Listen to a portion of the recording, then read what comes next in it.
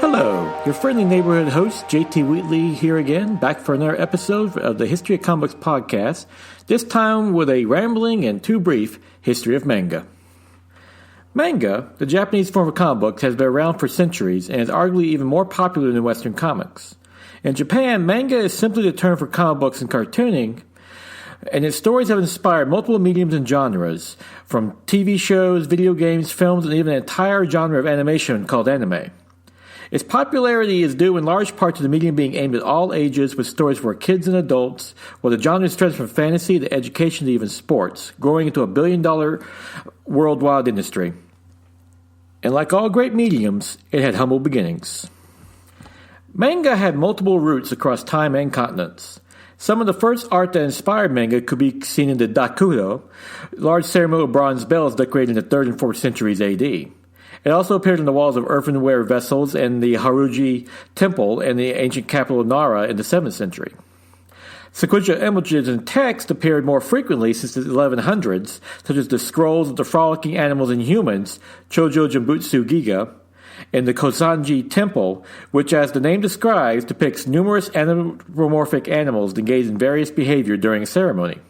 While a masterpiece in its own right, many dispute if it is the first manga, which some attribute to the Sengenshi Inji, Legends of the Mount Suji, which details miracles attributed to a monk, Myron. The scrolls appeared in the latter half of the 12th century. While there is an argument over whether these pieces are the first manga, they remain hugely influential in Japanese art and history, and frolicking animals can still be seen at the Tokyo and Kyoto National Museums. These scrolls are considered the first examples of tobii, or comical books, and will become more popular centuries later. Of course, like modern manga, you must read these scrolls from right to left. Hanging scrolls, itoki, appeared in the 1500s, which referenced the Japanese Buddhist practices of imaki, hand picture scrolls used to explain Buddhist principles. It would eventually be performed publicly, with music even accompanying the paintings.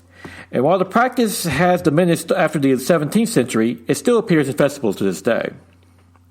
Narihan, books originally created to educate children, that would eventually become books for adults as well. Produced with woodblock prints on then washi paper, they became extremely popular in the Edo Meiji era and will remain so until the late 19th century, when modern manga books started to finally make their appearance. In the 1600s, tobii, comical books, became popular, and by the late 1700s, kazusoshi, comic illustrated novels, did as well thanks to the newly enriched and literate population. During the Edo period, the tobii books were printed in accordion-style book to allow presenting a large image in a compact format. Today, the art style remains influential in Japanese and international art, notably in the modern kawaii term of cute humans and animals. The first actual manga comic book, and quite possibly the first major comic books in the world, were back in the 18th century on the woodblock printed comic books Kazuzoshi. It was then 10 to 20 pages, and will be followed by red Akuhan, blue Ahen, and black Korohan, which were originally children's books. Kibyoshi, yellow books, were for adults, and probably the first major comic books aimed at adults, and they would number around 30 pages. From 1775 to 1808, 3,000 titles were published at a pace of 100 a year. Sentu Kyoden lampooned the government and was censored for it. They were also merchandised, though, like Tofu Bay and Enjiro, with carved Suzuki toggles that were action figures of their day, based on the stories of Kiboshi books. In the late 18th century, even cheaper printing and the rise of literacy led to the larger popularity in not only Japan, but also in Europe, when the country began to open its borders again to the outside world. With this much history, we should probably get into what the word manga actually means. The term manga comes from the Japanese word composed of two kanji, Chinese logos used in Japanese language, being man, whimsical or impromptu, and ga, pictures. It can also be translated into pictures unbound or pictures run riot. This same word is also the root for the Korean word for comics, manhwa, and the Chinese one, manhu. In the English-speaking countries, manga is determined to describe comics that come out of Japan, just as anime is used to describe animation that comes out of Japan. A subgenre, and a manga, describes comics produced from animation cells, similar to what we call motion comics in the West. The term first appeared in the late 18th century when Santo Kyujin's Shinji no Yukuki was published in 1798 and followed Ikeowa Menwa's Manga Hayukujo in 1814.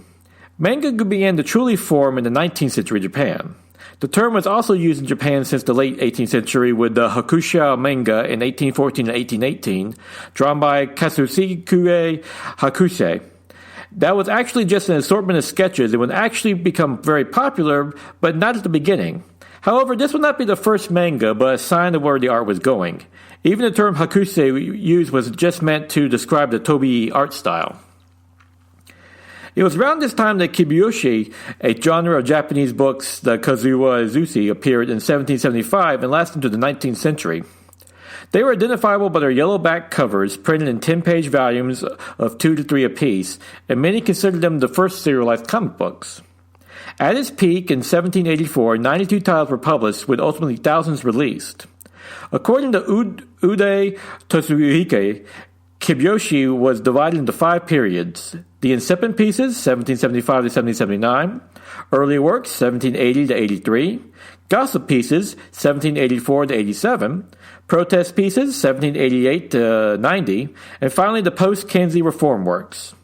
The incipient pieces featured the first major kibyoushi published, Kinken Sensei Ige no Yume, Master Flashgo's Splendorous Dream, by Koikawa Haramoto in 1775, which adapted the classic Japanese dance drama, Keten, for then modern audiences. What was notable about this work was that it featured current dialogue and slang for the time and was so popular that numerous other kibyoushi to be published, with 50 to 60 in the next 3 years alone, which included Travelogue of the Snoopy Atelier, Kamenshei Enge Nikki in 1776. Following the incipient pieces, the early works began in 1780, notably with Dreamers the Winners, Miro Toshiko Ishi no Name, in 1781. However, kibyoushi was still aimed at an educated audience, referencing theater stories such as No. The gossip pieces began in 1784, with works featuring contemporary references and consisting of mostly social satire, with little political mixed in. One notable work was Playboy Roasted a la Ido Amar Uwaki di Kaboyake by Kyoden, which was published in 1785, which not only addressed the contemporary sources, such as the kabuki actors and plays, but also made political overtones towards the class system. These political overtones would become more overt in the protest era of 1788 to 1790, which came at the time of political unrest, with many pieces attacking the Kawaja regime for its corruption and its treatment of natural disasters. A notable piece was Unseemly Silver Pipe Swingers, Shogitsuji Jinji Siro, by Kyoden in 1788. This era of political attacks on the government would lead to a clampdown and censorship in 1791, leading to the final era kibyoushi, the post-Kanzi reforms, with many authors disappearing or being arrested. Kyoden was reportedly placed under house arrest for 50 years. With the medium so restricted, it fell back on the older, less offensive styles, not only being rejected by audiences. As a result, in 1806, kibyoushi would die out, but would still form the basis of illustrated novels centuries later. Gokan, bound volumes, came about in the early 19th century thanks to improved printing technology. Running at hundreds of pages, they were probably the first major graphic novels ever produced. With the opening of Japan's borders in the 1800s, manga would soon be influencing and be influenced from overseas. In England, William Hogarth, Thomas Rolander, and George Cruikshank did humorous scenes of life, which would influence Japanese artists as well. Santo Kyoden and Yukoi Kenyoshi became popular in Japan, notable for the ukiyo-e style, which flourished in the 17th through 19th centuries. Meaning pictures in a floating world, the genre was notable for creating woodblock prints and paintings of samurai, kabuki actors, and female beauties. The genre would start to falter in the 19th century as printing was used more for journalism, but would continue to this day in some format. One of the main publishers of Yukoi was Tetsuya Juzaburo, who published numerous woodblock books at the time. In the 1860s, Japan opened its borders with the foreign settlement of Yokohama. Japan Punch by Charles Workman became popular there. A British national who moved to Japan in 1861, Workman would marry a Japanese woman and have a son with her, while Japan Punch would be the country's first comics magazine in 1862. Lasting for 200 issues to 1887, it was noted by its humorous and political cartoons. Workman and Japan Punch are considered influential in bringing Western style of cartooning to Japan, which will be chief influencer of manga, and a ceremony is held in Workman's honor every year at his grave in the Yokohama Foreign General Cemetery. Another Westerner who had influence on Japanese manga was Australian Frank Arthur Nakavell, who hired Kidoawa Ratuden for his paper Box of Curios, creating the first serialized comic with recognizable characters in Japan, and as a result, Rakuen is considered the first modern manga artist, along with being the first to use manga in its modern term. Inspired by American comic strips like The Yellow Kid, Rakuen later started the full-color satirical magazine Tokyo Puck, named after the American magazine, which became so popular it was translated for overseas. Rakuen would continue to work till his retirement in 1932, and in 1929, he traveled to Paris where his work was put on private exhibition and he was awarded the Legion of Honor. Even after his retirement, Rakuen continued as a mentor and teacher till his death, instructing no less than Hokuren Shimokawa, the creator of Japan's first cartoon animation, which was also being one of young Osamu Tezuka's favorite artists. Fukawa Yokichi founded Keio University in 1858, to date Japan's oldest higher education school, and the Institute of Infectious Diseases in 1892, which has succeeded the modern Institute of Medical Science, the premier research hospital in Japan. A noted reformer who believed in adopting Western practices to modernize Japan, he's often compared to America's Benjamin Franklin for his numerous and varied accomplishments. Like Franklin, whose face is on the $100 bill, Yokichi graces the $10,000 yen. Also, like Benjamin Franklin, whose join-or-die political cartoon is considered one of the first in American history, Yokichi contributed to manga when he started Jiji Senpo newspaper, which included Jiji Manga, who used its influence to inform the Japanese populace. Okumado Ippei worked for the newspaper Asami Shimbun, the Morning Sun newspaper, and founded Nippon Mangakai, the first sorority manga artist. In the 1920s, he arranged syndication of America's cartoons in Japan, such as Bringing Up Father and Mud and Jeff. Ippei then created a school for manga artists to work on four-penciled manga called Yomkome. Growth in manga was slow in 1929 with the stock market crash, while World War II led to heavy censorship and propaganda cartoons, such as Norakuro by Togoe Suji, which was printed in a journal magazine, Magazine, despite a paper shortage from the war.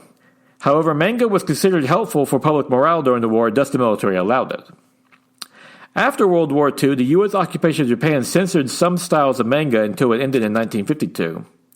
During this time, Japan was introduced to numerous American movies, TV shows, and comic books, which would influence manga and other mediums in the country. However, since the country was still recovering from the war with limited technology, Akawan, the Red Books, became popular again, as they were cheap and easy to produce, forming a revived industry in Japan. With the rise of manga again, a new superstar would emerge who would soon become the god of manga, Osamu Tezuka. His breakthrough work, Sen Karajima New Treasure Island, in 1947 was released and would launch a long career for the esteemed manga artist that would see it expanded to anime as well with the classic Astro Boy. For more, please revisit my biography of the legendary artist in the episode The Life of Osamu Tezuka. Osamu Tezuka would infuse cinematic Disney style to his manga, notably adding large eyes to his characters as a classic comic animation technique, as eyes are easier to draw than whole faces but can still be used to convey emotion. Tezuka would have another huge influence on manga when he practically created shoujo, girls manga, with his Princess Knight in the 1950s. The genre has since expanded greatly, with a notable example being the highly popular Sailor Moon series. The Treaty of San Francisco in 1952 ended the occupation and censorship along with Japanese artists to finally address the horrors of the atomic bombs and influence works, like Barefoot Gen by Nakama Kiji and The Town of Evening Calm, Country of Cherry Blossoms by Konjun Fumuke. In the late 1950s, weekly mangas launched thanks to faster production levels and were distributed through rental stores, Kashihane, which has been active since the Edo period back in the 19th century.